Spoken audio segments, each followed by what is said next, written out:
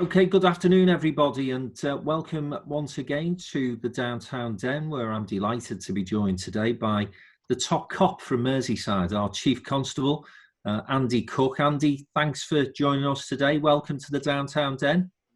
Pleasure, Frank. Thank you for inviting me. Yeah, it's great to see you, and obviously a very, very busy time for you. I'm sure it's always busy, but there's particular challenges that you'll be facing at the moment, and we'll come on to that a bit later on. But where I wanted to start, Andy, was with your career, really, because it'd be nice to know, I think, from those who are watching, what first motivated you to join the police and then what that journey's been like. Yeah, I mean, why did I join the police? I mean, since I was about 5 or 6 years old, I wanted to be a police officer. It's one of those vocational things for me. My only considerations as I got a bit older was whether to go into the army or go into policing. And I stuck with policing. Joined as a 21-year-old in 1985, following doing a politics degree at Nottingham University, one of the few police officers to have degrees in those days. Yeah. Every police officer needs one now, apparently. And from the day I started, I've never had a single day when I wish I did something else. I started off my career in Farnworth Street up in Kensington. Spent 3 or 4 years walking the beat around Queen's Road and Breck Road, which was a tough old beat in those days and now. And then within just after that 4 years, I became a detective. Always wanted to be a detective since watching the Sweeney, going back many years ago. Some people may remember that, some won't. And I've been a detective all my career. I'm probably the most senior detective in the country. And I spent 10 years as a DC, as a constable in DC, which is rare for a chief officer, but I enjoyed it so much I didn't consider promotion at the time. And then following on that, I got rapid promotions through a number of ranks, as a DS, as a DI in the major crime unit in covert operations, which was probably the high point in my career, dealing with some of the real top criminals, both locally and nationally. During that time, the names of which I'm sure you'll all know if I was to say them. I've been an SAO on homicide for a period of time. I was the first commander of Matrix. I basically created Matrix. You still see the Matrix vans now. That's always been a uniform, proactive uniform unit and covert and reactive detectives involved in dealing with certain organised crime, which is one of the big challenges for our county. From there, I got promoted to Assistant Chief Constable in Lancashire. At that stage, in order to be a chief, you couldn't just serve in one force, you had to serve in 2 forces. So I went out to Lancashire for 4 years, enjoyed my 4-year holiday out there, and then came back to do a bit of real work back in Merseyside as the deputy and now the chief. I've just got 4 years as chief here, still really enjoying it. Yeah, a fascinating journey, Andy. Interesting that you've basically policed where you grew up. You know, you're a Scouser, you've policed the city. Do you think that's an advantage for the police officer to be from the locality that they're actually policing? It used to be very, very rare. As you know, the previous Chief John was also from Liverpool, also a Scouser. For me, it's the pinnacle of my career. I mean, who'd want to be a chief anywhere other than where they were brought up? It might sound corny, but I love this city, I love this region. It's got so much to offer. It's changed so much over the last 30 years, from the dark, dank place it was in the 80s and 70s to a vibrant economy now. And hopefully the problems that we've got approaching us now aren't going to put too much of a dent in that. But it's always been great. I mean, I've got a large extended family right across Merseyside. There's no other place I'd rather be chief of. I've turned down promotions in the Metropolitan Police previously. This has always been my career aspiration, and I'm really, really lucky to have managed to achieve it. Now, over that 30-year span of a career, Andy, you must have seen many changes, both socially and also in terms of the profession itself. You've just evidenced the fact that Liverpool as a city has dramatically changed. You know, we've been regenerated. There's been a renaissance, really, hasn't there, of the city in terms of our economy and the vibrancy. And of course, that will mean that there's some less challenges in some parts of the work that you were doing in the 80s, let's say. But then obviously there's far more of a buzz, far more activity in the city centre these days. So it balances itself out, I suppose. But the other thing that, of course, has been massively introduced over the last few years is technology and how we utilise that to police better. But then again, on the other side of the coin, Andy, how criminals actually utilise that to their advantage as well. Talk us through what some of those changes and challenges have looked like over the past 3 decades then. I mean, going back to the 80s, I mean, when I started in policing, no mobile phones, or very few mobile phones around. We had a pager when I was detective, but as a uniform officer, technology wasn't the massive issue that it is now, or the massive benefit that it is now at times. Policing was very local.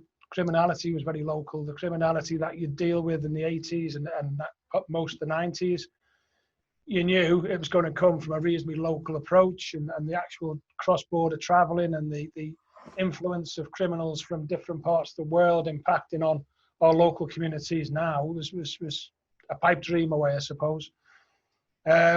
It's changed remarkably. We've seen recently, last couple of weeks, you've seen the arrests that were made across Merseyside and across the country in relation to EncroChat and us actually infiltrating what some of our key criminals were using to communicate.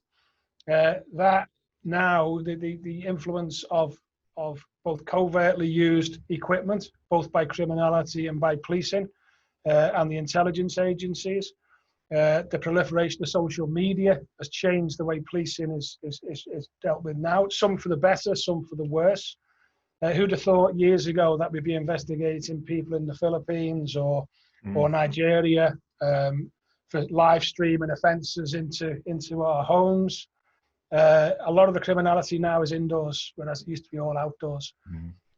The difficulty for policing is that we're dealing with the traditional, your burglaries, your robberies, and everything else that's going on, as well as having to deal with the technological explosion, with your cybercrime, with your child sexual exploitation, and things that genuinely happen both behind doors and from a long distance away. So it certainly is a real challenge for policing on 2 fronts. One, actually having police officers who are technically capable of dealing with that. And that means a change in your workforce and who you look for to employ in your workforce. We do a lot of work with universities. We bring interns in every year to give a different perspective on how to deal with some of the issues we're dealing with. And that's been a great benefit to us.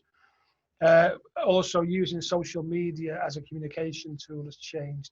As I say, some for the better, some for the worse. For the better, we can get our messages out much quicker. People are better informed about what policing are doing, what the dangers are around policing.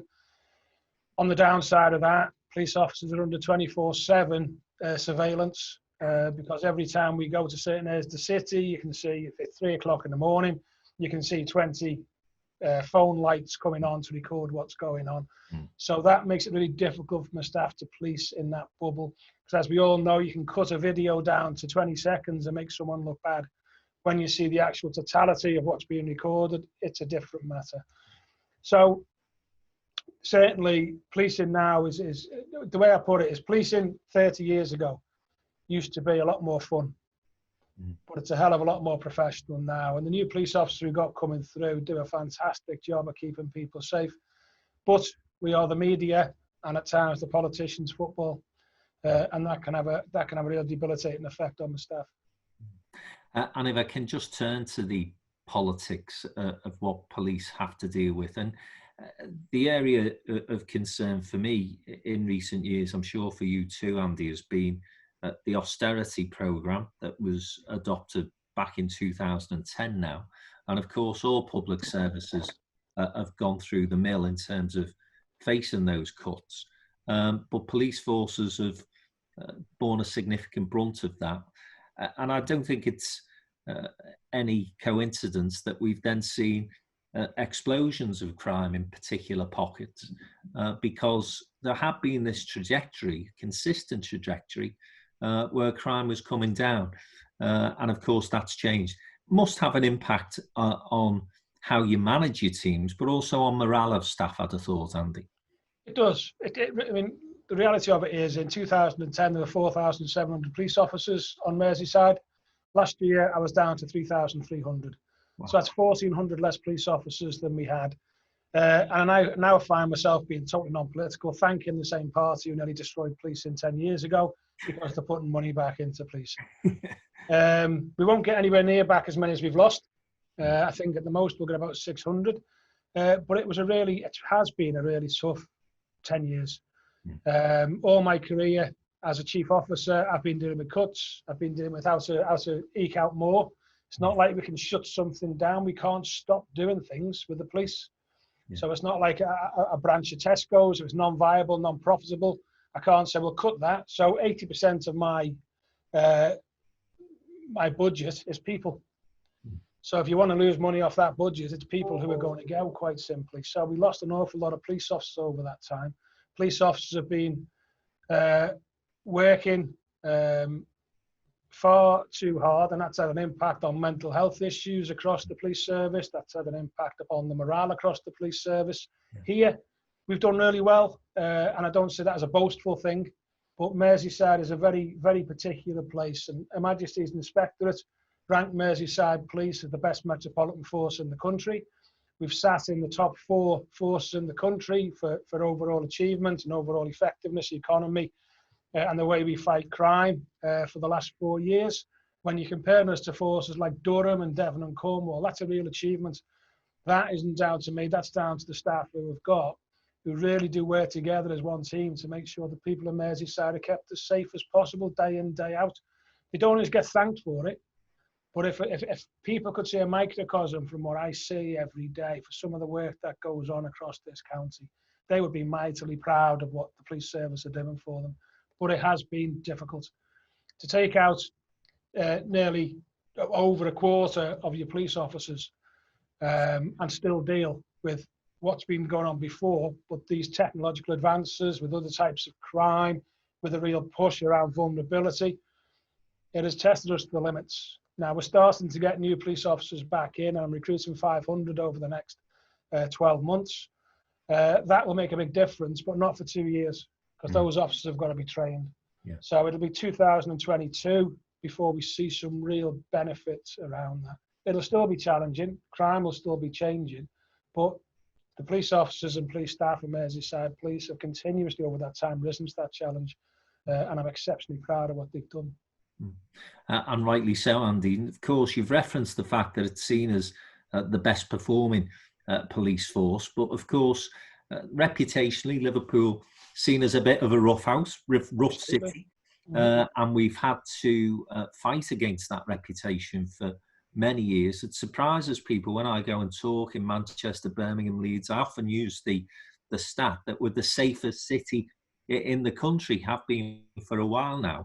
And again, that must make you immensely proud. But equally, what are the sort of tactics that you've used, you think, that have enabled us to get to that pinnacle?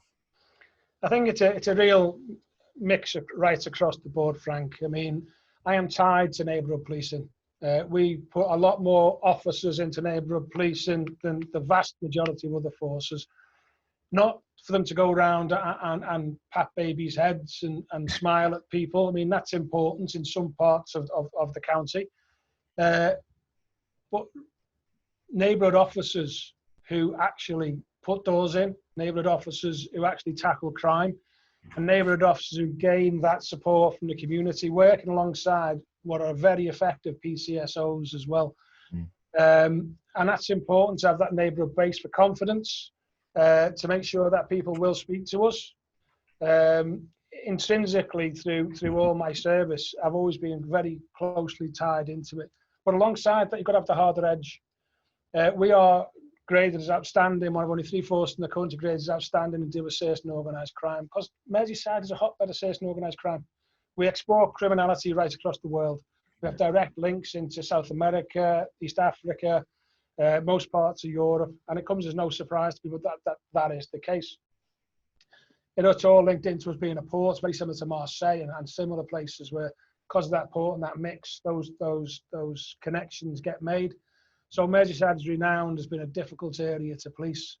Add to that the deprivation, add to that the poverty levels, right throughout. It is a tough area to police. And, you know, the best policing plan for Merseyside is to reduce poverty and increase opportunity. And that's what I'm always quick to say when I speak in local authority circles and national circles. The lack of opportunity across Merseyside is certainly makes it harder to police throughout, because we can all look across certain parts of our county at really difficult places to police. It's no surprise those places are the areas to highest poverty. There's no opportunity for individuals. So some of your certain organised criminals become the role models. And you like to see the Echo, and the Echo puts an article on the front page which features Curtis Warren or some other top criminal. Circulation goes up because of general interest from people. Interest is fine. Making role models of them because they've got a fancy car and a nice house has been one of the real inhibitors for us in making inroads in certain organised crime.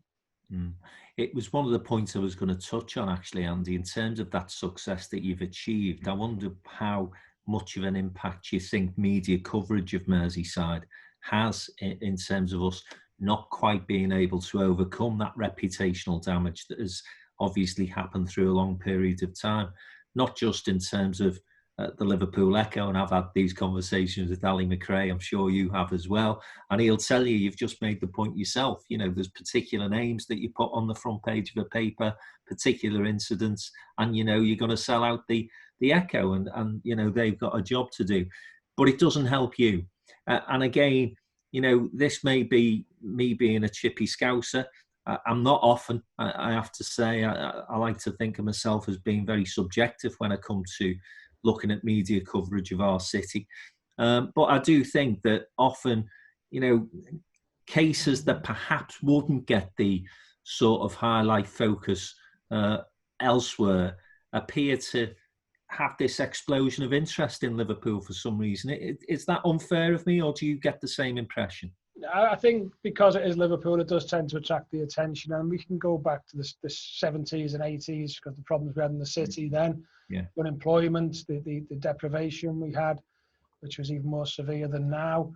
Some self-inflicted by some of our comedians who've made a living out of taking the mickey out of Liverpool, and those sort of stereotypes remain. I mean, in Manchester, it's the bin dippers.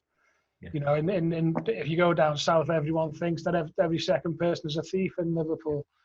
I take great delight in telling my Chief Constable colleagues in Manchester, London, Birmingham, Leeds, that we have less car crime, less burglary, less robberies than they do.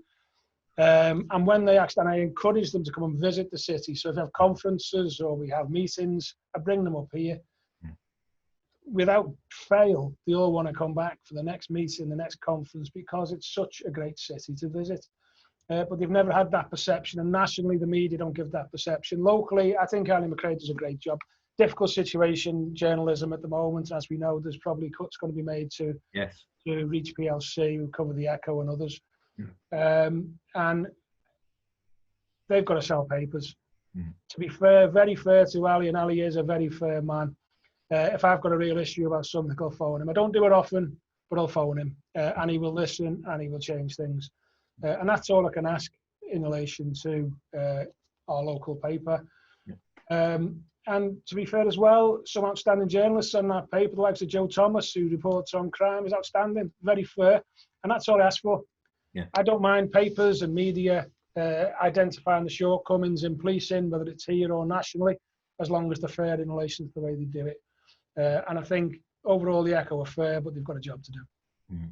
And in terms of that media relationship and being able to utilise it in a positive way, prior to lockdown, it seems a long time ago now, Andy, we were all obsessed with Brexit, of course, but in terms of policing, we were very much focused on knife crime because we'd seen an explosion is the only word I can use. You know, I've never known as many times when I've woken up of a morning and I've heard somebody else has been stabbed, and not just in our city, that was going on across all the core cities of the UK.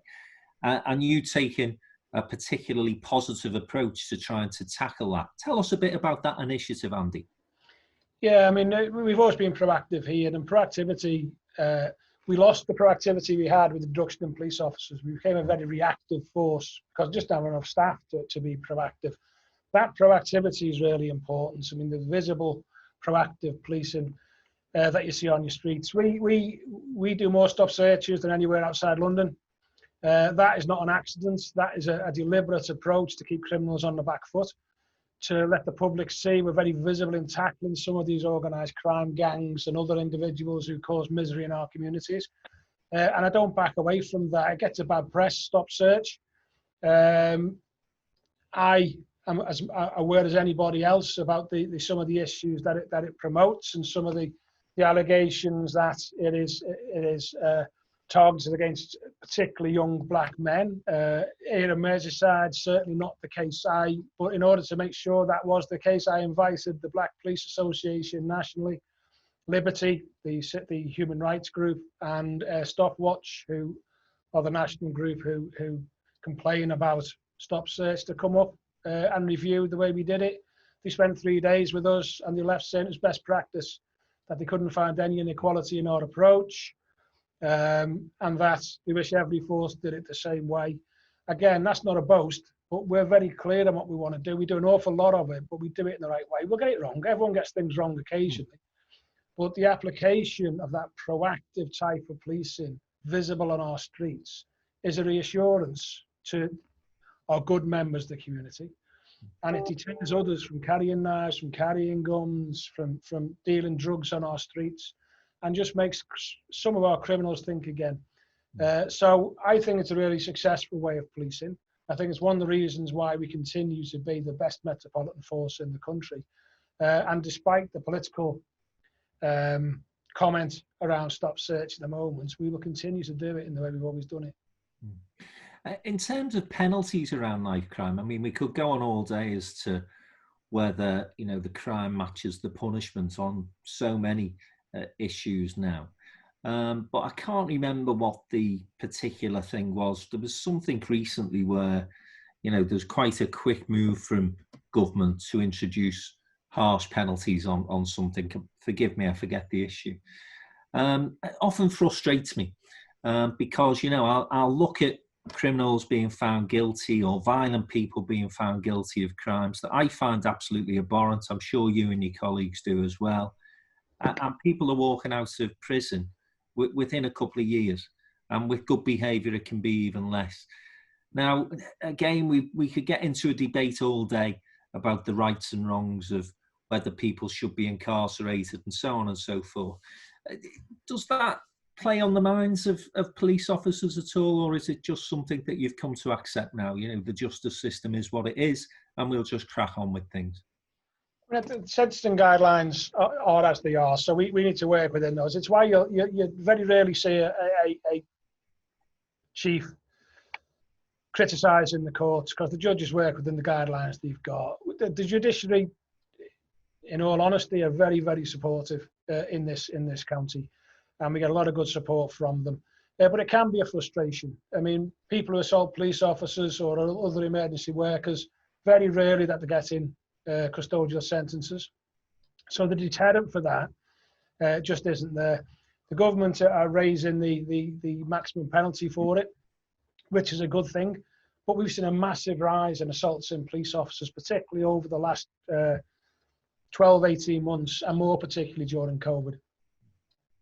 That does obviously jar with my colleagues because it's not nice to be punched, spat on, whatever it is, and then see someone walking away with a non-custodial sentence. So my view is any assault on a police officer should receive a custodial sentence. Simple as that. My view is that anyone who was caught carrying a knife more than once in a public place should immediate custodial sentence. I doubt we're going to see that in its entirety. A lot of that is down to sentencing guidelines, but I do think we need to make very clear our opposition to it, because my staff aren't punch bags. They've got families like everyone else. They're doing the best to keep people safe. They've done a great job in doing that over many, many years, and they should have that support, not that sledging that you find from numerous places, whether that's social media, whether it's some politicians, or whether it's the media itself. I was going to ask you about this a bit later on, Andy, but you brought me round to the subject earlier. This respect issue of our public services, our public servants, our police in particular, as far as this conversation is concerned, seems to me, I was saying this to you offline, that 30 years or so ago, listen, we know there's always been incidents where police have been attacked and been embroiled in situations that have been dangerous and they put themselves in harm's way. My impression, Andy, and you will tell me whether this is right or wrong, is that the respect that police forces used to have 20, 30 years ago appears to be significantly reducing. And I can't quite get my head around why. You know, maybe because of the social media clips that we're looking at now on a daily basis. But as I say, my gut instinct tells me that we just have this disconnect at the moment between that respect issue that, as I say, was almost in our DNA when we were being brought up to where we are at the moment. That must be, if I'm right, a massive challenge and concern for you. It is a challenge, but I think as well, what we need, and we're all guilty of this, myself included, sometimes we can put on some rose-tinted spectacles around it. Sure. I think, you know, when you were younger, there was all that respect. I fully remember 30 years ago, the areas that I worked, that respect wasn't universal. I remember plenty of police cars getting smashed up. I remember one individual who taught his 3-year-old son every time he saw the police officer to shout bastard at him. So there's always been that level of disrespect from certain sections of the community. And you can go back to the 1880s and 1890s for that, with some of the gangs that used to be in the city then. Police officers then were beaten up far more than they are now. There's far more serious assaults on the police then than there is now. And it was a similar situation in the 80s and early 90s as well. Has there been, is there less respect for policing? I suppose overall in society, things have changed quite a bit, and teachers, police officers, doctors, nurses do seem to be at the rough end of it quite often. But I think it's always been there. I think we find out about it more now through social media. Everything's videoed, everything becomes a massive issue. I mean, if I go back 30 years ago, a fight in a pub on a Friday night was commonplace. It'd never get on the front page of the paper because someone's got a video of it. It looks good for the paper. It just happened all the time. Assaults in the street happened all the time. Stabbings happened all the time. Now, because it's filmed, everything seems so much worse. And that's the downside of social media. It can give people the wrong impression of society and make people more fearful around society. I don't see it as being a much rougher place than it was in the 80s. If anything, it's a safer place than it was in the 80s. There's no part of Merseyside that I wouldn't walk in a full uniform on my own around the streets, and often do. I was Lodge Lane, Toxteth last week. In the early 80s, blimey, I would have needed about 16 people around me to do that. So a lot has changed for the better. Now, different society. I don't think things are worse than they were. I just think we see a lot more things that make us feel that they're worse than they were. This is a great city. This is a great county, and we still have the vast majority of the public on our side. The vast majority. We couldn't police like we do otherwise. And I think we can easy to forget that sometimes with some of the social media and some of the media things that we see. But I'm really confident. I mean, we got about an 80% satisfaction level, confidence level from the Merseyside public. When you consider we're policing in a difficult, one of the most deprived areas in the country, that's pretty good. And that means the public are on our side. That gives me a degree of comfort, Andy. As you say, it's probably looking too much on Twitter and these other social media channels, giving me a false impression. But I'm not drinking from this cup just to wind you up. You are, but I was. We'll come to that later. Just before we move into where we are now and some of the absolutely current and present challenges that you guys are facing, I just wanted to ask you to reflect again on that vast experience that you've had in the force, whether there was any particular case or any particular issue that you've dealt with which has given you pride in terms of the job that you've done and the colleagues around you have done? Because there must have been many things that you've been involved in over those 3 decades where you look back now and you think, wow, we really made a difference there. Yeah, I mean, there are many, Frank. I mean, I'll pick out a couple. One was introducing Matrix. Not everyone's favourite policing unit because of the very front foot approach that they made. But I mean, I built that from nothing basically into what has become a European-wide respected unit and approach of how to deal with organised crime. I think the pinnacle of that, and when I knew it really made a difference with it, was when the top ranked hashtag across social media was FTM, which was F the Matrix, and that was the #1 hashtag across Merseyside for a while. And you know, then you're impacting on the people you want to be impacting on. Yeah. So bringing that together with some really great successes over the years, both from a uniform side and from a covert policing side as well, was one of them. I've had numerous murders I've investigated as the senior investigating officer, which I've been really proud of. One that always springs to mind is one that took 7 years to detect, which was the murder of a man called Philip Lee on Otterspool Promenade. It was a robbery where he was stabbed. It took us 7 years to catch the individual, but I was determined not to let it go because of the impact that it had on the family. And that individual was sentenced to life imprisonment when we eventually got them. Really difficult investigation. There's plenty of those across the board, really. But I think the times you remember are when the force was pulled together through some really difficult times. I mean, and there's been plenty of those over the years. The way the force was pulled together during this COVID situation, I've been so proud of the way my staff have dealt with it, because this is a different style of policing for them. It's been a really different approach to what they've had to do. The government, not the government, politicians, particularly in some sections of the media, have made great play about mistakes that were made by policing. No one's ever faced this before. Despite that, people have been kept safe to a great extent, and my staff continue to go out with very little protection, still doing the job they were doing, still keeping business as usual going and protecting people. In addition to that, trying to keep people doing the right things throughout. And they've done it in the right way, which is the Merseyside way, which is talking to people. We're really proud of our approach, which is all about just talk, just think, just lead, just listen. And it's a simple sort of code of ethics for Merseyside Police. Having that community interaction, Jordan, is important. Educating the public is important. Making sure you're part of your community is important. The force vision is to put the community first. And we've done that over the last 4 years. We've done that to a great extent, and ensuring that what we do doesn't make the force look good, but everything is points toward what is the right thing for the community. That's why in this force you see far more discretion used by officers. What's drummed into our officers is do the right thing. Just do the right thing. Even if it's not the right thing for the force, do the right thing for the community, for that individual.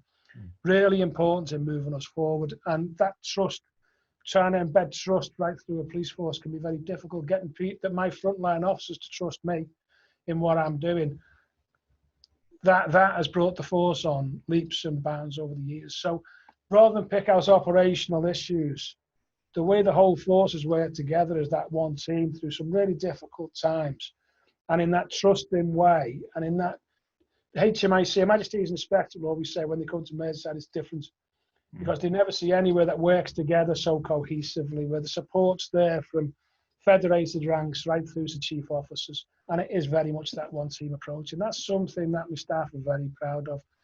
Over the last 10 years with all the cuts, it's been harder and harder to do, but despite that, they've done it, and they do a magnificent job in keeping us safe, and I'm ever so proud of them. What I want to do when I leave policing is not leave a legacy. Legacies are, for me, that's about ego. What I want to do is be able to walk away and be safe in my house in South Liverpool, knowing that the police force are there and they're the best police force in the country. That's all that matters to me. And if we bring ourselves right up to date, Andy, in terms of those challenges that you've briefly touched on there and the COVID situation that we find ourselves, couple of things that spring to mind here as well in terms of what's probably changed over the past decade or so, I suppose, certainly during your time as leadership, the leadership role that you've got, is that collaboration that we now need across agencies.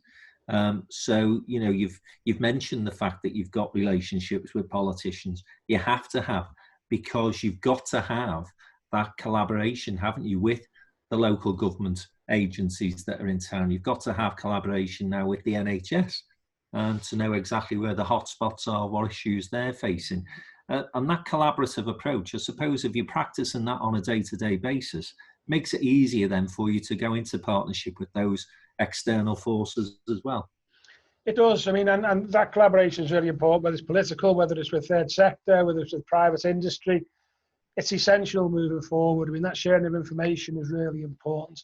That having the same vision for what you want to achieve is really important. And I think that's far better now than it used to be. We still have our difficulties. I mean, politics is always going to be a difficult business. You're always going to have egos involved in that. You're always going to have some difficulties in getting everyone pointing in the right direction.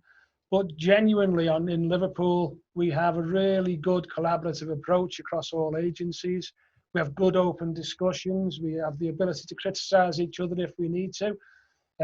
Everyone has an opinion on policing. I'm used to that, politicians particularly. But we'll deal with that. I mean, at the end of the day, everyone can have an opinion as to do things. For policing, the responsibility is mine. I make the decisions. I don't have any political influence over what I do, nor should I have, and nor will I ever have. Where we need to work harder as a police service is greater collaboration with private industry, not just on contract basis, but actually working together to keep communities safer. I think you look at some countries around the world, I always think of Germany when I talk about it, private industry plays a far bigger role in that sort of community safety approach. And I think over the next 12, 18 months, one of my pushes is going to be to try and get more and more of our private industry, local private industry, more involved in the whole community safety aspect of it. Whether that is rehabilitation of ex-offenders and giving employment to ex-offenders. We've seen how great work that Timpsons and people like that do.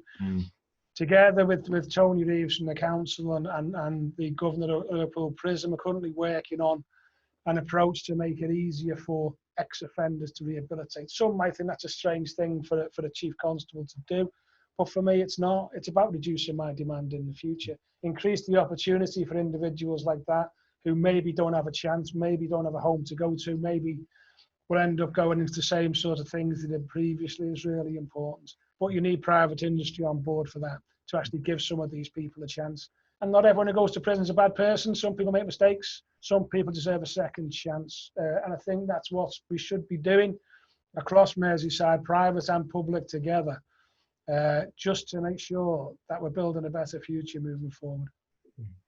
Well, anything that we can do to help with that particular part of developing partnerships, Andy, you know where we are. We'd be delighted to get involved in that. So bang up to date then. So COVID, that was a challenge. And then we have the Black Lives Matter initiative starts to gather momentum across the country. And of course, that brings crowds of people together when there's this issue of social distancing. And you had that in Liverpool as well as it happened in Manchester and London and elsewhere. And then, of course, the added complication that I'm sure you weren't that sad to see, but some of us could have done without it, was the Liverpool Premiership win, which was inevitable once football came back into being. But I suppose what wasn't inevitable necessarily was some of the scenes that we sadly saw around the pier head. So those have been some big challenges for you in recent weeks, mate, haven't they? Yeah, massive challenges. I mean, linking COVID in, if COVID wasn't around, even there would be challenges without that.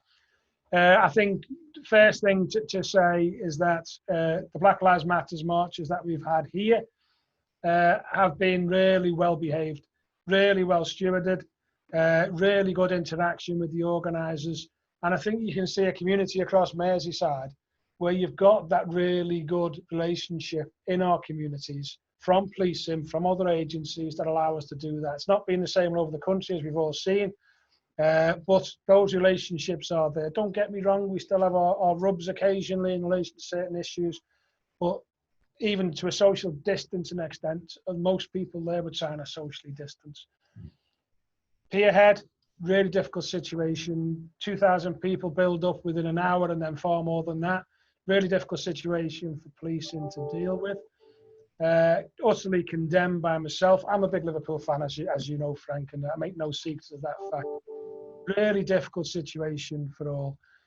Some people want us to go in hard and clear the crowd. Some people, and you know, if we did that, the amount of criticism we would have got the following day would have been massive. The simple reality is the location where that was, with the water on one side, the fact there were families and young children there, meant that we couldn't do any sort of robust policing measures initially. We did go into the crowd and arrest certain people during it, and quite rightly too. We've done an awful lot together with the clubs and the council and everyone else to try and get people not to come and congregate. And this saddened me to see the fact that people were prepared to do this. It's one of those situations for policing where you'll never win. No one will agree with what you've done. As I said before, everyone knows how to police better than I do. Everyone's entitled to their opinion, but at the end of the day, responsibility rests with me, and I fully support the actions of my staff on that day. They did a fantastic job. What happened later on in the city centre, where there was running battles for a couple of hours with young men there, and I'm sure most people have seen the videos of that, was an absolute disgrace. 15 people arrested for violent disorder on the night. There'll be numerous pictures coming out over the next few days of other people who will be arrested and dealt with as part of that. I hope they all end up in custody, as we discussed previously, but we won't accept that. It's not acceptable in relation to assaults on my staff. It's not acceptable in a city such as ours, because that's damaged the reputation of the city once again. It's damaged the reputation of the Liverpool Football Club. And to be fair, I'm sure the majority of those people who were there in the pier head, I know that for a fact, and a lot of the people who were involved in that damage weren't all Liverpool fans. The real Liverpool fans were those who haven't turned up outside the grounds on match days, who've done what we've asked them to do. And it's been, and same as Everton fans as well at the derby, we had no problems whatsoever in relation to that. It's always your idiots who cause the problem. Sadly, there was an awful lot of idiots out at the pier head on that night, but they were irresponsible idiots. The criminal idiots were the ones who later on were fighting with police, were trying to damage vans, were trying to steal from vans, etc., etc. And there's a big difference between the two. So the way that was dealt with, people will never be happy with it. Some will think it wasn't tough enough. Some will think that we've dealt with that differently from we did with other issues. Simply not the case. A lot of responsibility on the shoulders of that operational commander on the night, fully supported by myself, who was speaking to me throughout the evening, and I was fully happy with the way it was dealt with. But as I say, people will never be happy. And in terms of the overall approach over the last, it's over 100 days now, Andy, since we went into lockdown. Again, you know, my impression is that things have gone as smoothly as they possibly can in this part of the world. We haven't seen any big dramas. We've had an over-aggressive approach to this from the police, and people seem to be getting on with lives as best they can. My instruction to my staff from the start was, look, when this lockdown finishes, we'll still be policing the same people. So let's use our discretion, let's use our common sense, let's advise people rather than just slapping tickets on people willy-nilly. Let's make sure people understand the dangers they're facing. Let's look after the most vulnerable in our society. And the vast majority of people have done just that. It's only a small number who've ignored, a small number who are attending raves, relatively small numbers attending the pier head, relatively small numbers who are having house parties. The vast majority of people have done the right thing. And we've had great support throughout it. And I think we've taken exactly the right approach. But even then, some people will say we're not being strong enough on people. It's not about that. It's about working with the community. We are part of the Merseyside community. We don't sit outside it. We don't sit above it. Policing is part of the Merseyside community. Everyone has a role in keeping that community safe. And our guidance to them during that, our advice, I think, is absolutely the right way to deal with this situation. Should we go into a tighter lockdown like we've seen in Leicester? I don't intend to change the approach at all in relation to it. I don't think we're going to get, I'm touching wood to say it, into that situation. But it will give us some real challenges around it. But no, I'm happy with the way we've approached it. vast majority of people support the way we've approached it. And I know my staff, also, I'll give you an example, Frank. Our sickness rate at the moment is 3.2% of the force. That shows a force that is working together to keep people safe, because your NHS, your Home Office, your government departments, they would love to have that small level of sickness that we've got. That's when the whole team has come together to keep people safe. Really low sickness levels, really good team approach, lowest crime numbers we've seen for years during this lockdown, highest detection rates we've seen for years during the lockdown. Business as usual has continued despite the dangers my staff are doing, because my staff still go into other houses. They don't know if there's COVID in there, in addition to the additional issues that we've seen around assaults and everything else. And they've done it professionally throughout. So I'm really proud of the way they've dealt with it so far. I think the community should be proud of the way they've dealt with it. We don't always get that praise. We don't always deserve the praise. We get things wrong sometimes. But through this, I think the staff have been fantastic. Cool. Andy, we had a few questions in, both emailed and one on the chat as well from Paul Taylor, and I'll start with that. He's asking, how would you describe your leadership style, and who or what do you base it on? If you say Jurgen Klopp, I'm going to end the call now. My leadership style.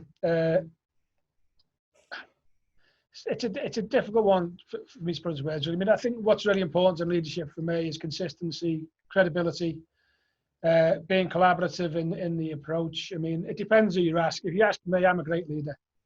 If you ask some of my staff, I'm sure they say something different, you know. But leadership, it's about getting people, taking people with you. It's about bringing people along on the way. I'm seen as quite a stickler.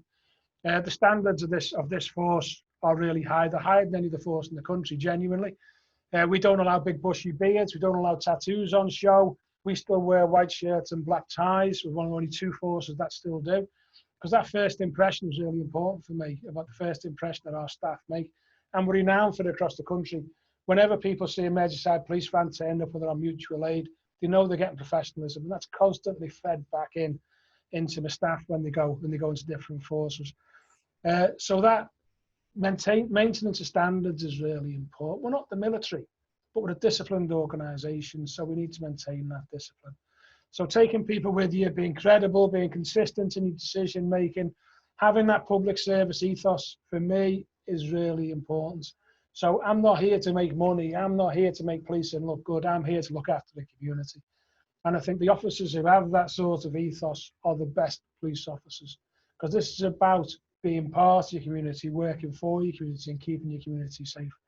And I don't think there's a better career in relation to any career across the world than doing that, than knowing you're making a difference for your community. That vocational side's always been very important for me, knowing this is what I've always wanted to do and I've always enjoyed doing it. And that's what maintains my enthusiasm, really. But I think on an organisational basis, I live by some very simple maxims, and one is for Merseyside Police Division of community first. Internally, it's one team. One of the things I always do, and I think I don't read many management books, I never have done really, but the one that really impacted on me and is politics and everything else that goes with him didn't impact on me. But Jack Welch, his maxim of keep it simple is what I've always tried to do. So our strategy for Merseyside Police is 1 page. There's no explanatory notes that goes with it. That is the strategy for Merseyside Police moving forward. Because not only do I need to understand it, but everyone who works for the organisation needs to understand what we're trying to achieve. And cutting back on that complexity for all our staff is really important. I'll deal with the complex issues. My senior officers deal with the complex issues. Keep it as simple as possible for the individuals who work for the organisation, so they know what's expected from them on a daily basis. Trust as well. Trust in an organisation is essential, particularly an organisation like this, because I ask people to take risks every day. I ask people to make decisions in a split second that can be career threatening for them. They need to have the trust that I will look after their back, that I will do all I can. If they've done the right thing, even if it's turned out wrong, if they've done the right thing, I have their back.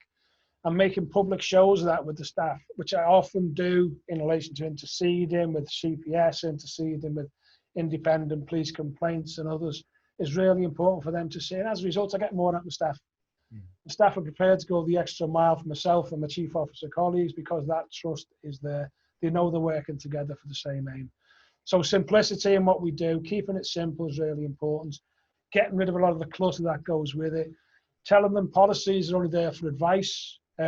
Policy, if you try and police by policy, you get yourselves in a mess because discretion goes out the window. So every single policy that Merseyside Police has a rider at the top that says, this is for advice only.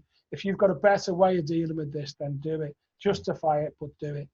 And that goes a long way to ensuring our staff use the common sense that they were born with, as opposed to just dealing with a rule book all the time. And that makes a difference for our communities. So in a rather jumbled way, I suppose that's my philosophy around policing and my own leadership philosophy. Thanks, Andy. Question here from Carolyn Hughes. Carolyn's saying, as Chief Constable of the force in which you were born and raised, what do you acknowledge as your biggest professional achievement? I think I stole her thunder on that. I apologise. But this is interesting. And if you could give yourself one piece of advice at your police passing out parade, what would it be? Oh, I think the best bit of advice I've ever had, and I had it before my passing out parade, was off my dad, who said, life's not fair, son, get used to it. And that's been a great maxim for me moving through. Because he's right. Some of the things you see as a police officer you wish you'd never seen. Some of the things you hear you wish you'd never heard. Some of the knockbacks you have in any organisation when you think you're best than someone else who's getting promoted or someone else is getting something. If you can get over that quickly, move on from it, show that resilience to move forward. I think that's the best piece of advice I could have been given by my dad. He's very supportive of me. He's absolutely unbelievably proud of what I've achieved. And he's a good red too. Yeah, well, as an Evertonian, I couldn't agree more with that particular adage, I have to say. So question from Helen Bamford. Has the pandemic given Merseyside Police the opportunity to do more proactive policing and reduce backlogs in complex cases? And if so, how do you think this could work moving forward when the force will be back to, in inverted commas, normal? And she's added a quick rider here, which does, I think, take on board where we're potentially going economically. If you're making any particular arrangements for what might be a big rise in unemployment over the summer. Okay, so deal with the first part first then. Yes, we've had the opportunity to be far more proactive over the last 3 months. Because as well as dealing with the COVID issues, we've seen a big drop in demand because most people were stuck in houses for substantial periods of time. The nighttime economy wasn't a problem, and that sucks in an awful lot of resource from policing. So yes, we've had some fantastic results as a result of that proactivity over the last few months. We've also managed to reduce a lot of the backlogs we had, so detectives could be carrying up to 30 odd crimes at a time, which is far too many. Those backlogs have come down, so they've now got manageable crime loads, which means more people are being dealt with for criminal offences throughout the county. We set up a recovery cell from near enough the start of this to learn organisationally from things that we were bringing in and what we could take forward through the future. Agile working, we were never a great advocates of agile working before this. Now we've seen the benefits of agile working. So people working from home, people hot desking in certain places. We're seeing the same productivity, but people aren't travelling to work so much. So that gives them the opportunity to work in a different environment. We provide an awful lot of laptops and other technical equipment that enable them to do that. So we'll be continuing that. We've brought down the number of warrants. By warrants, I mean people who need to be arrested on warrants over the last 3 months. And everything has been brought down to an extent where things are manageable. And it does show you the difference between what people can achieve when they haven't got 300 things to do and only a smaller number of things to focus on. And we're seeing some real increase in quality as well as reducing that demand over the time. So that recovery cell is looking right through all our different processes and has been for the last 3 months. And there are a number of things that we will keep as an organisation on the back of COVID. So whilst there's been a dreadful time, there is some good things for policing to come out of it. In relation to unemployment and increase in unemployment, yeah, as I said before, reducing poverty and increasing opportunity is the best policing plan in the world. We will have an increase in particularly lower level crime as a result of unemployment, so increase in shoplifting and similar issues. There may be more public order issues if unemployment rises to a certain extent, where it brings with it unrest in local communities. I hope we don't reach that circumstance. So it will become more challenging, and I can see crime rising to pre-COVID levels with an unemployment rise. We always see that. The greater the unemployment, the more the crime rises, and you can understand that. People need opportunity in communities. So it's a real issue right across local government and national government to address those issues as soon as possible. It will be an exceptionally busy time for us, undoubtedly. Andy, it's been an absolute pleasure talking to you for the past hour. I really appreciate that you've taken time out of your schedule to talk with us.